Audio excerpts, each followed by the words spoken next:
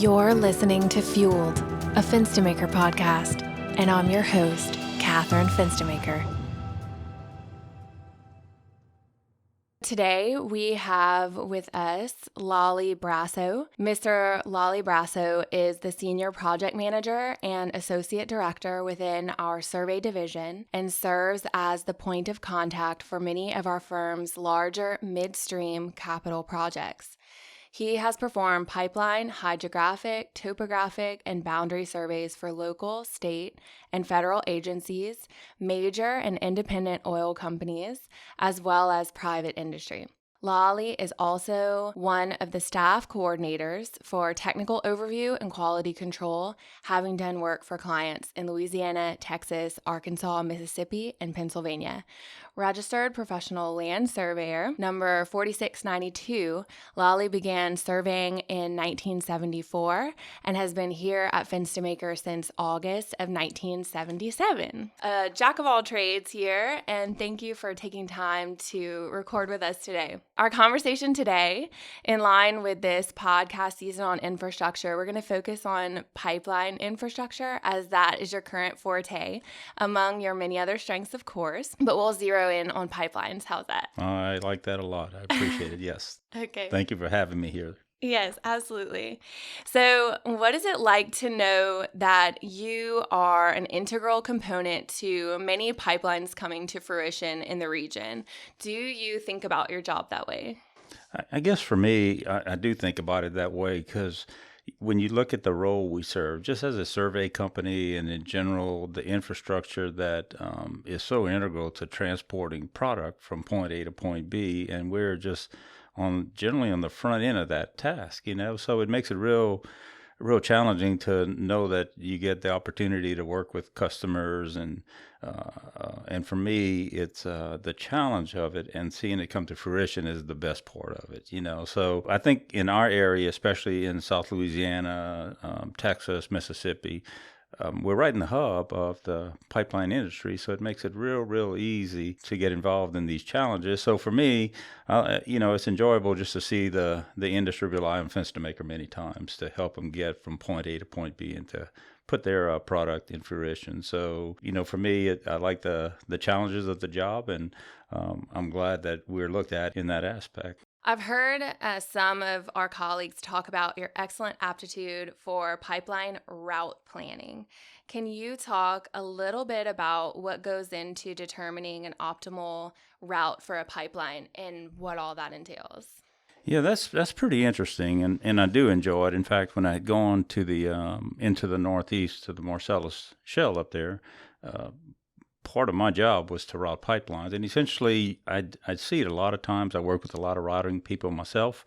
A client will come to you and they'll say, we have a project that starts at point A and we need to get to point B.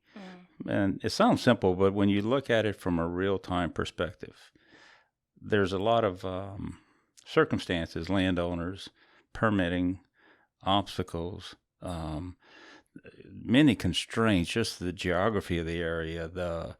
It could be mountainous, it could be hilly, it could be the Chafalaya Basin, it could be a river, a stream, it could be many different things that you'll have to encumber to get from point A to point B. So drawing a straight line on a map looks easy, but the actual routing of the pipeline entails a lot of different things. So for me, I enjoyed it. When I was in the Northeast, I enjoyed it because it was a little bit different, a lot of mountainous terrain, a lot of landowners that were very inquisitive on, why are you running a pipeline across my property? Okay, why are you running it here? So maybe not as familiar as here. Very, yes, because it's certainly not as mature an industry as it is down here. South, in the southern part of the region, which we're here, it's different. You have a lot of different terrains. You have the Chafalaya Basin. You may have rivers, the Mississippi, the Chafalaya, things you got to cross that become a permitting issue. Okay. You have landowners that may not be fond of having a pipeline across their property, so you got to look at some of those issues that come up. And as you move west, you get into West Texas, some of those places where it's a lot easier to route, but you still have some challenges in getting the pipe in the ground. So for me, I just enjoy just knowing the constructability side of it and knowing what may need to be done to get the pipe in the ground, get it built, and get it online. And I've been very fortunate in my career, extremely fortunate, to work with people that are far more knowledgeable than me in that aspect. So I've been able to learn a lot from those folks too. Still work with them today, so they really do help me. A lot of people that have been in the business actually building the pipelines, welders, backhoe operators that now have moved themselves up the ladder to where they actually do constructability surveys themselves. So I've been very fortunate to learn from them some of the challenges they face on a construction side. So and I can imagine their perspective on things is probably shifted as they've changed roles. As they've changed roles, technology, machinery, back in the day, you had just maybe certain types of machinery. Now there's so many different components of pipelines in different regions, whether you're digging with a backhoe or you're blasting across rock or using a rock chipper. There's so many different strategies that have to be used in developing the route. And I've been fortunate to be side by side with a lot of these folks, and it benefits me, it benefits Fenstermaker that we have that knowledge base, and so I've been very fortunate to be able to go there. Well, I think that leads us into not the next question, but the following, which is, how do you find that technology has changed the industry, and how has it transformed what you do? Simple. Very simple. I started surveying back in 1974. Okay. So when you look at 1974 versus today, back in that day there, we'd get out and go survey a pipeline. And you'd break out, which probably doesn't mean much to you, a steel chain. You'd have to use a steel chain and physically measure things with a steel chain. You didn't have electronic distance meters. You didn't have RTK. You didn't have GPS. So to do a project was extremely hands-on. You had to really just measure everything in a very old-fashioned way. So when you looked at the advent, let's say when GPS came out 20 plus years ago, it changed the industry completely. It really did evolve the industry into a far broader technology base, because then you could accomplish probably 10 to 15 times the work in which you were just doing a year ago. Dragging a chain. Dragging a chain. Very great, yeah. So you see, you're a surveyor by trade. You see Okay. So anyway, so when you look at the advent of technology, that has brought the industry to a whole different level. What it also did is it enabled a lot of people to get into the industry that may not have understood the true conventional surveying. So it broadened the ability for a lot of people to get into the industry. Second of all, so that's from a field perspective. So you look at the office perspective. When I came to work for Fenstermaker and work for your grandfather, Charles Howard, I remember the day sitting there using slide rules to calculate things. Really? So when you think about that, so just think about it, put it in perspective. And I know that's 40 years ago, okay, but that's not a long period of time. I don't think I know what a slide ruler is. That's what I was probably going to ask you, if you knew what a slide rule is. I don't think We I used to know. calculate things using double meridian distance. These are old ways of calculation before you had calculators. I mean, basically it was, so when you put it in perspective, you don't even know what slide rule is, and it's like, well, that's just 40 years ago. It's not that long back. So you look at the field perspective, and we've taken the technology so far. You got LiDAR nowadays. You have there's so much technology out there that enables us to do a far better job in a much shorter period of time on the office side. So I started with slide rule. Now you have AutoCAD, you have all this computerization, you have all these databases, GIS. Back in the day, you never even heard about GIS, Geographical Information Systems. What in the world is that? Whereas today, that's an integral part of projects. Yeah. Every company has a GIS-based probably department to store data, which I think is a great repository for data. So when you look at the transition from when I started to where it's at today, I can't even imagine what it's going to be like in 10 or 15 years. Yeah. You see, it's because the evolution of it has transpired so quick. Once it started evolving into a strong technology base, it escalated incrementally versus the first 25 years I was in survey. Yeah. So did you find that was like a professional development challenge to stay on pace with everything, to stay in touch with the latest technology? Or did it just come your way and you just embraced it and rolled with it? Or was there ever like a sticking point where you thought, man, I was enjoying doing it the way that I was. I mean, I can imagine in the field from, carrying a chain and that. So it would be easy, as far as in a manual labor sense, it would be easy to embrace that newer technology.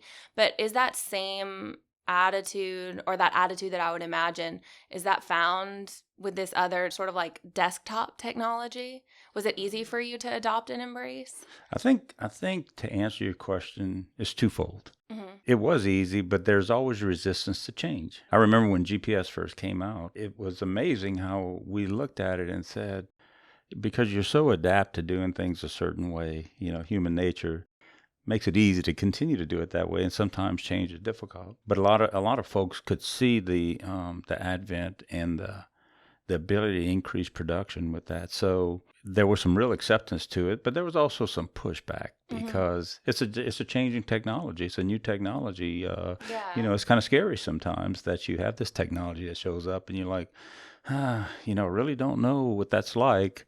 But you can feel the need for it, but until you really jump in and embrace it, it's hard to really get your arms around it and say, yeah, this is going to benefit us or this is not going to benefit us. So I remember clearly when GPS came out, there was sort of an acceptance, and at the same time, there was a pushback. There was really a pushback to it because it was new technology that was scary, very scary technology that somehow or another we could utilize these satellites versus a chain to get us from point A to point B. Yeah. You follow me there? Yeah, So, it just sounds otherworldly, I guess. At first, I can imagine. I'll share this with you. You'll enjoy this. Your dad will enjoy this. Okay. So one thing about your dad, he was always so technology driven. I will say that. Bill, I always respected him so much because he could see technology way out in the future. And I'll go back in time that you probably don't even know this, but this was probably 25 years ago. And being we're on the technology driven side of it, I'll give you a little foresight into your dad's perspective on things. So I remember your dad would go every year to these technology conferences in Vegas and California. And this, I would say, probably 25 or 30 years ago. I remember Bill came back, and we were much smaller then, of course, much smaller company. And we were all standing around. He used to talk about technology. And he said, I can see in years to come where we're going to be able to walk around the face of the earth with a watch that is going to give us positions, that is you're going to be able to talk to. And we looked at your dad and said, oh boy, where in the world did he come from? Yeah. Needless to say, here we are in 2019. We have watches that we can talk to. We have watches that give us positional data. So it's a credit to him that he did have the foresight. That is part of it's a compliment because that's what got Fenstermaker to where we are today, is that foresight in technology. And I never forget that day when your dad came in and he was talking about that, and we all kind of looked at him. And if he was in here today, I'd say, Bill, I think we all kind of looked at you and we're a little worried about you at the time. Kind of had some sideways glances among each other. So to give you too much time in California. Absolutely. So to give you some idea of the technology, you can see where back then that wasn't even a concept. It wasn't even thought of, but it really was. And fortunately, Bill had the foresight to embrace that and say, we're going to get there some ways, some shape, some form. And look where we are today. Yeah. I mean, look where we are today. We're sitting here talking on microphones. You're going to modify this. So anyway, I didn't want to get off beat too much, but I thought that was an interesting part of technology. No, it's perfect. That's exactly what this is all about. Just kind of back into the pipeline realm. I've heard you talking about the differences between upstream, midstream, and downstream. So can you explain fairly generally the differences between those terms and where you fit into that mix? I think generally speaking, it's a general term, but typically the upstream side of it will be at the wellhead. In other words, somebody's got to produce a product. Okay. So once it's produced, I consider that to be the upstream side of the market. Mm-hmm. Somebody's producing something. Okay. It can't just sit there. It's got to get to market somehow or another. In other words, so we can store it for a certain period of time. So I view the transportation of it as the midstream side. So they produce a product, midstream company takes it, and they bring it to somewhere, a facility, a downstream market. So So typically the midstream side of it, which is obviously my passion, is the midstream side, is essentially the transportation side of product. It gets from point A to point B. It can be small, big. The downstream side would be more in line with, it gets to a facility, the production, the refining of it, and then it goes somewhere. So upstream would be more the development of the product. Midstream would be the transportation of the product. Downstream is the refining, and so that makes sense. In a general term, there are operators that may view it a little bit different, but for me, that's generally the way out. That's my perspective on it. Well, that helps me to understand a lot. Okay, good. In a domestic regional sense, what happens when pipeline infrastructure is inadequate to accommodate heavy production? Very good question. And I saw it firsthand when I had gone to the Marcellus up in the Northeast. I saw a lot of production up there, a lot of wells being drilled, very aggressive play on the Marcellus shale. And at the time, they had one main pipeline that basically took the product to the Millennium Pipeline up in New York. So a lot of people were drilling wells, and the problems they were facing is there just wasn't enough infrastructure to get their product to market. If you can envision all this product going to one place and there's just not enough capacity to get it to a marketplace. So what happened is there was a severe fallout for the infrastructure. The midstream side of it. A lot of drilling, a lot of wells being drilled, a lot of production up there, but there was a problem getting it to market. So it's like crunch time. It was like all this production's coming in and all these people drilling wells, and there's just not enough pipeline infrastructure to get it to some market. People don't drill wells for it just to sit there in a bucket. Right. They drill wells to produce and get it to market and sell it. I mean, it's a business. So what happened is, and I saw it was severe up there in a sense that they just couldn't get it to market. So you started to see the need for pipeline infrastructure to get developed. And to this day, there's still a need for it. Up there, West Texas, some of these plays that have just an insurmountable amount of wells being drilled, there's still a lack of infrastructure. Hard to imagine. It's hard to imagine. I've seen a map and, turned on the pipelines and looked at it, and it looks like an amazing cluster of lines going every which way. Phenomenal. Yeah, how much pipe is in the ground. But still not enough. That's amazing, isn't it? Still not enough. That's amazing. So there are, and as these fields develop and this production develops, there's obviously a need, and you see it a lot in West Texas right now. In the Midland, Odessa, there's just a lot of need for infrastructure to get the product out of there. So, and those companies are losing money while they wait for this infrastructure to be built, or I'm not sure they're losing money, but it but they're maybe tapping their feet, wanting that pipeline. It probably prohibits them from reaping full benefit. I know in the Northeast it did, because their estimates for production on these wells were curtailed because they call it back pressure was greater than them getting the product into the pipe, into the main trunk line pipeline. So they just couldn't produce these wells at the rate they wanted to flow them. So from a revenue standpoint, I'm sure it does play a role in probably business, create some impatience or sense of urgency. Absolutely. So when they call you, they're ready. We need to get this done. We need to get this done like right now. We don't have time to wait. We need to get this infrastructure in place. Please help us.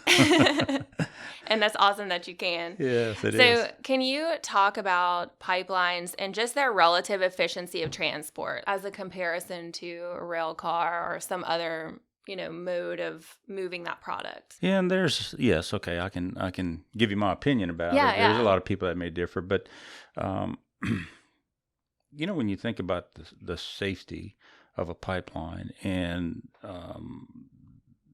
one thing about in the United States, there are regulatory agencies that really look at that. They really have a lot of regulations on pipeline infrastructure, and I see it every day. I see some of the requirements that these pipeline companies have to go through to make sure that what they're building is safe for the public.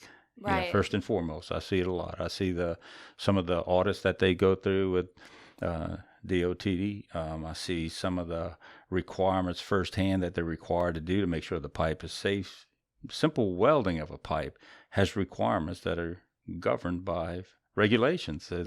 So that way that everybody is following the same guidelines to make sure they're putting in a safe product to keep it safe for the public. So I guess when you look at it from that perspective versus, maybe having transportation on highways or something, there's always a chance of accidents on highways. You see we see it all the time. All the time. And so, in my perspective, I think it's a safe way to transport that type of material. The chances of accidents are probably far less than on a highway system. There's, so I think from a general overview, it's a very safe way of transporting product from point A to B. It takes longer, obviously. The costs are probably a lot more because you're not just putting it on a truck and just transporting it down the highway. You have to build this system. You might have to build a 1,000-mile pipeline to get it from point A to point B. Yeah. But once you do, it's like, I guess while you're talking, I'm thinking of, I'm driving on the highway. The right of way is paralleling me, and probably there's product moving in that right of way just as I'm traveling. Every day. So it's just a constant flow. It is. Into those facilities. And a lot of these major companies have to do incremental surveys on their pipe to make sure that they're meeting standards that the government is requiring them to meet. So they can't just put a pipe in the ground and sort of forget about it. They have to worry about corrosion. They have to worry about many different things that's dictated by the government. There are a lot of regulations that once you install your pipeline, you're going to meet these regulations on an incremental basis so that you can reassure the public that this is a safe operation. So I think from my perspective, it's a far safer operation probably than transporting it via vehicle, only because there's a lot of accidents on the highways that are not anyone's fault sometimes, but it happens. So absolutely. So we kind of touched on this just in talking about that tangled web of pipelines, but so regionally, do we have a shortage of pipelines to carry product where it needs to go? And maybe how significant is that shortage? That's an interesting question, because when you look on a map, it's just a blob of pipelines.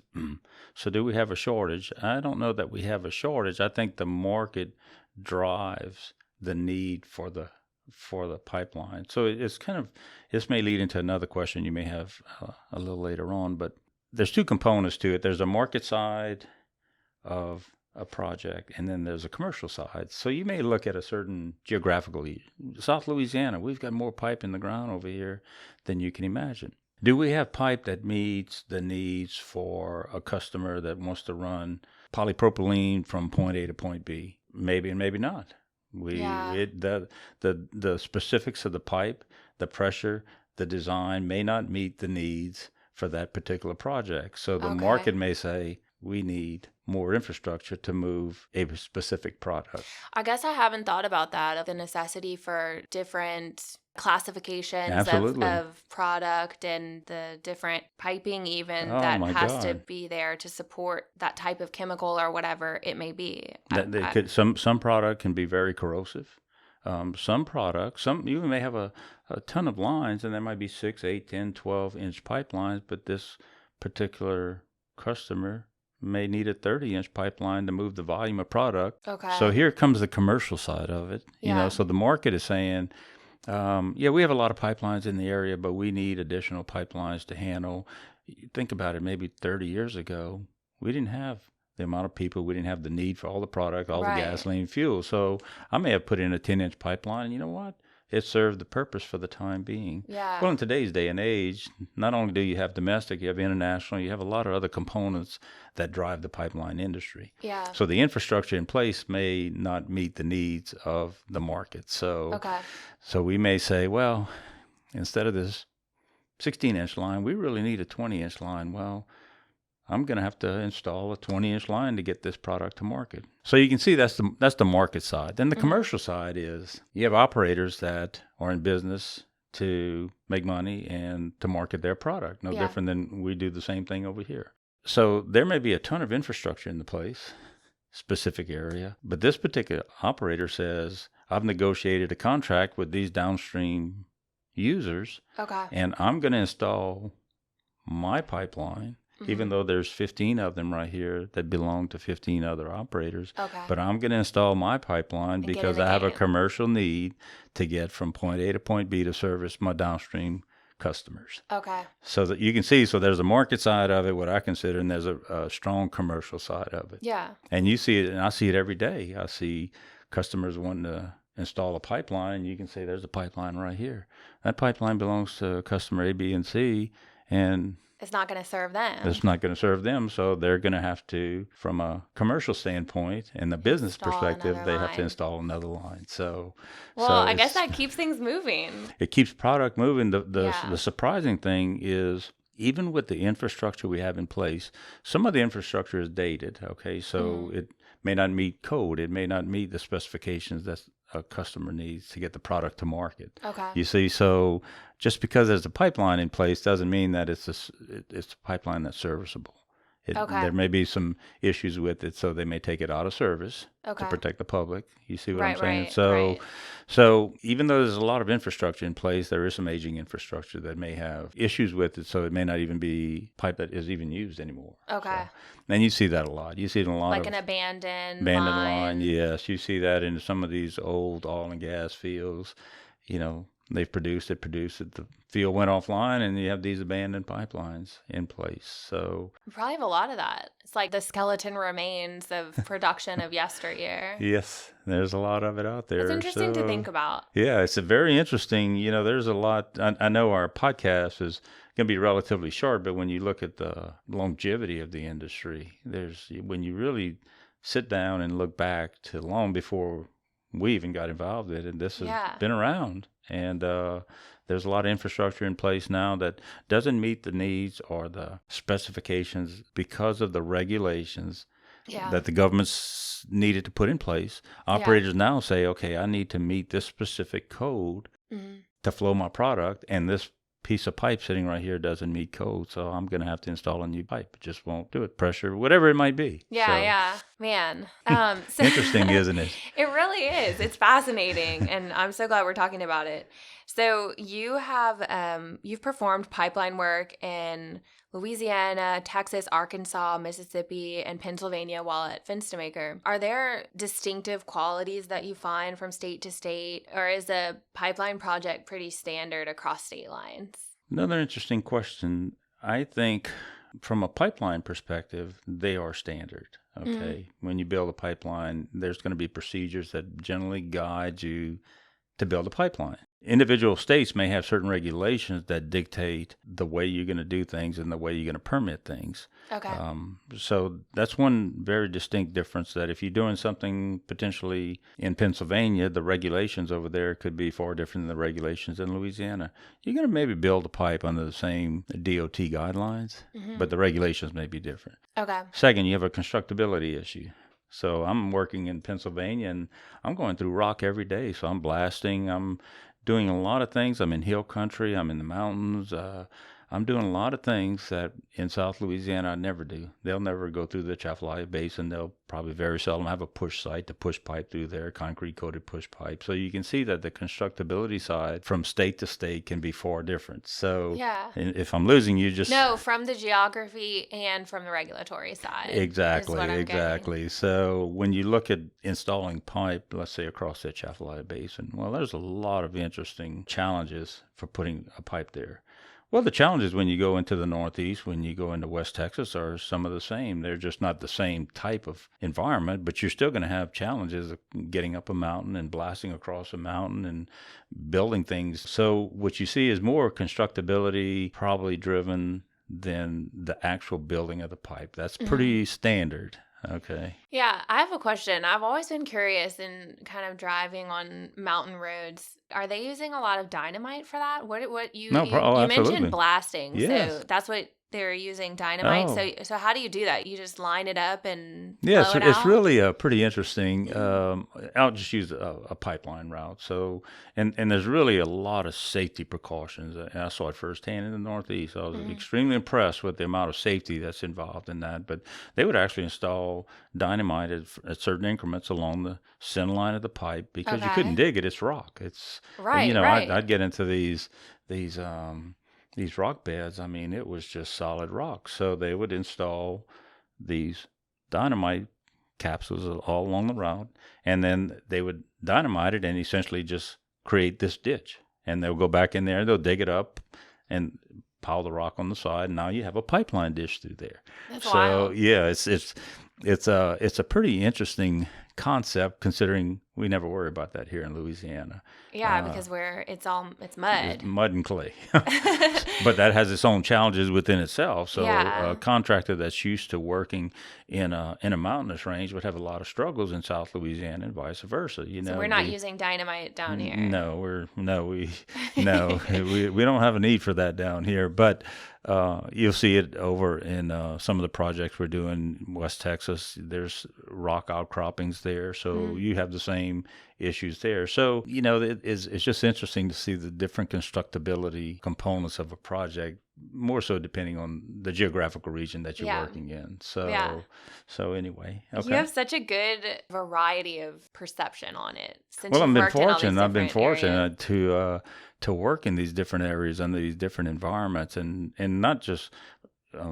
I'm fortunate because I've been on the right of way. So I'm not just an office person. I've been on the right of way. I've watched this happen day in and day out. I've watched them do HDDs in areas that you're like, holy mackerel, this is nothing but bedrock, and so that enables me to have a much better knowledge base. Just for clarification, what's HDD? Horizontal directional drill. That's a very common term and it's a very common practice in the midstream world. So you see, it's a good question. So you learn something right here, but it's a very common practice in the midstream world is to have a horizontal directional drill. It's a design drill, and there's many different reasons why we use it in the midstream, but it's a process that is used a lot in the business. And maybe after the podcast, I can offline explain it to you because it's very interesting. It is very interesting, and it is a procedure that's used more and more every day. Yeah, you're making me want to go out in the field. You'd love it. I strongly recommend the new people that come on board at Fenstermaker to go out in the field and see this, because I can talk it, but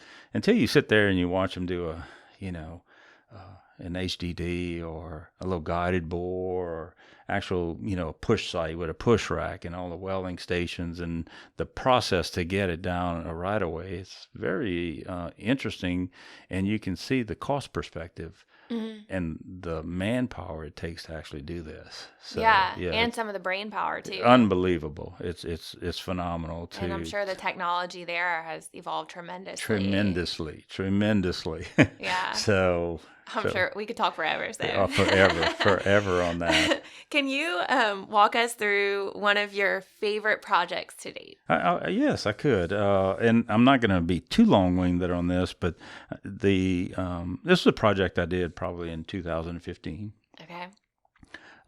I'll keep the names out of the picture here, but it was interesting in a sense that it did go through the Chaffalay Basin. It went through South Louisiana. So the project itself had its own challenges, went through some sophisticated landowners, so you had to deal with a lot of very sophisticated landowners and very sophisticated attorneys. Okay. So that in itself poses a challenge, but what was interesting about that is probably midstream, the client had a shift in the project manager. Okay. So when you deal with these different projects, so each project manager may have their own style. So in the middle of this project, we had a shift in PM, project manager. Okay. And it was the first time I had worked with this project manager. Brilliant guy, knew the industry inside and out, but his style was far different than the first one. Okay. So now, from Fenstermaker standpoint, is we have to keep going down the same path. Yeah. So the beauty behind what we do and what I like about it is we have to shift to meet our clients' needs. Regardless of what's in front of us, it's immaterial. We have to shift to meet our clients' needs. And his needs were generally the same, but in a different direction. Okay. Not only that, but you also have a constructability person that we're working with that was working with me, and we were getting this thing laid out, and we had a shift in that person. Wow. So he comes in and knows nothing about why this was designed this way. Uh-oh. So I have to explain it to him, and his constructability thought process could have been different than the first guy's constructability thought process. So you can see right in the middle of a project is you have these changes, and you have to adjust to those changes. And we did. We did. And it got installed and built in time, within budget. Oh, nice. So it was interesting from a perspective of not the project itself, but the changes in the key personnel in the middle of the project. Yeah. Well, I guess at the end of the day, we're always working with people. 100% of the time. That presents some interesting challenges all the time because everyone's so different. But you have a great personality and you seem very just flexible and go with the flow and just kind of like able to roll with whatever is happening. I think what you'll see, what I've learned, is the ability for success is not necessarily the technology, it's understanding we never choose who we work with or for, but we always have to be successful.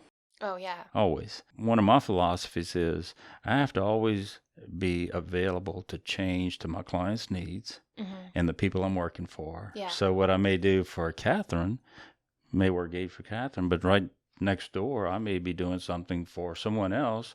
The end result's going to need to be the same, but their process may be completely different from Catherine. So the ability to adjust is at least a success. It's very, very simple, but it can be very complicated. I guess I can liken that to like having different dance partners. Like, that's right. You know, you have to kind of... You pick one, and you know what? You don't pick your dance partner, and they give you one. And you say, okay, let me see. Well, and the that's music's playing. Four different music. I have a different dance partner, but I still have to achieve. Yeah. So what do I do? So do I try to fix the system, or do I adapt to the system that's given to me and move forward? And that's, to me, that's part of what I enjoy, is I listen. I don't choose who I work with, and it's sort of immaterial to me because in the end, I still have to deliver a product. You know, so... And from everything I hear, you do a fantastic job at it. Well, thank you. I appreciate that. So pipeline projects, from what I understand, can be very stressful. So what are some things that you do personally to manage that stress and take care of yourself? Okay, and that's a good point, and I'm glad people understand that, especially on the midstream side. 70, 80 hours a week is not uncommon. It's really not. Not just for me, for the team of people that work on these projects. So this question right here is probably one of the more important ones, because you have to find a way to leave the office and leave the project. Even though it never leaves you, you have to find a way. So for me, it's pretty easy. Okay. It took me some time to figure it out. Okay. But you have a formula? I have a formula. It's called exercise. Okay. I like it. So what I do is I enjoy working out. I'm a fitness instructor at Reds also. So I enjoy that part, because when I'm doing that, I separate from the office. I separate from my work. I go in a different place, and it's a place I enjoy, and I love it. I've done it my whole life, and hopefully until the day the Lord takes me, I'll continue to do it. What kind of classes are you teaching? Oh, geez. At one time, I was teaching 9 different modalities at Reds, but that got too. Yeah, so I'm down to about 5. Okay. Yeah, cycling, med ball, pump, circuit training, which is sort of like CrossFit, boot camp, water aerobics, step aerobics. That is diverse. I love it. I've taught them all at Red. So anyway, but that is part of my stress relief. Second of all, is sometimes I'll go home and I just put the TV on with just a little bit of music, and I'll sit there with my dog, and that's it. That's what I disconnect. I might put the phone. Decompress. I do. So I'm around people a lot at the office here. I've got the phone. You've seen my phone. It goes off nonstop. I go to Reds, and I've got classrooms of people. So the part about it is going to into my quiet zone at the house or something like that. Then I do have a lake house in Toledo Bend. So that is so quiet over there that I can disconnect completely. I can get in my boat and go fishing, and I have just me and the natural beauty the Lord has given us. That's how I take care of managing my stress, is try to find a way to disconnect. And you can never do it 100%, because at the level that we work, you always have the phone with you, and part of our expectations is to be able to deliver. But, I do find a time to disconnect. So. Oh, I love that. Well, so as a closing question that I ask all of my guests, Sure. in the spirit of FUELED, Mm-hmm. our podcast name, what fuels you in general, in life, work, family? What keeps you going? And it's so simple for me. It's a simple term. It's called excellence. You know what I'm saying? It's called excellence. Some people get caught up in perfection. I never get caught up in perfection. Okay. I care less about perfection. But I realized I was very fortunate from an early age to have a great family upbringing. And I realized, everything I did, there was an excellence component to it. It just couldn't be done halfway, midway. It had to be done to the best of my ability all the time. And that has followed me all through life. And I notice everything that I've done is driven by that. Is I can be outside cutting the grass and I'll go sit down after I do my yard and I'll sit down and just look at it and say, well, that's an excellent job. Oh, good. So whether it was at work with my family, I have a great family. I love to just visit with them. Triathlons, I've done 1 million triathlons and marathons and, competed my whole life. And it was all about doing the best that I could under any circumstance. Might not have been perfect, might have been a bad day, but you know what? It was the best I could do on that given day. And that's how I come to work every day. I tell that to people. They say, well, you seem to love your job. I said, I do. I said, I have the best job in the world. I said, I come to work every day. I love what I do. I have somebody that wants to pay me to do what I love what I do. So this makes life so easy for me that this is a piece of cake. Yeah. So, but it's really driven by excellence. It's really driven by excellence. And I can sit back and I look at the teams and all the projects we work on, and you see it. So hopefully if I can project that, people will follow that lead, and I see it all the time. You see people that try to do their best, and it's never perfect, but it is their best. And what more can you ask? So I figure, for me, that's what drives me. And I know it's a very simple component, but it reminds me, something my dad told me probably a long time ago, and he might not even remember saying it, but some things have a tendency to stick, Yes. And so he had told me just, Catherine, do not settle for mediocrity. And I think that's kind of in line with what you're saying, is to just drive for excellence. Yes. And bypassing on perfection, I think, so important, because that can be a source of so much anxiety and stress because we can't achieve perfection. But so I like your philosophy of excellence. Yeah, that's really good. and your dad, one thing I've always applauded him, because in my mind is Bill was about excellence. He never really, always do the right thing was a strong, always do the right thing and be fair. Yeah. And that was something that has stuck with me from the two most important words I've ever heard out of Bill, are those two words. And they have a lot of true meaning to them, But anyway, so for me, it's just simply just a matter of just excelling in what I do and what I undertake, and hopefully lead people to follow the same guidelines. And I think that leads to success. Well, thank you so much for You spending are time with welcome. me today. No, thank you. I so appreciate it. I hope I wasn't too long-winded. No, absolutely not perfect.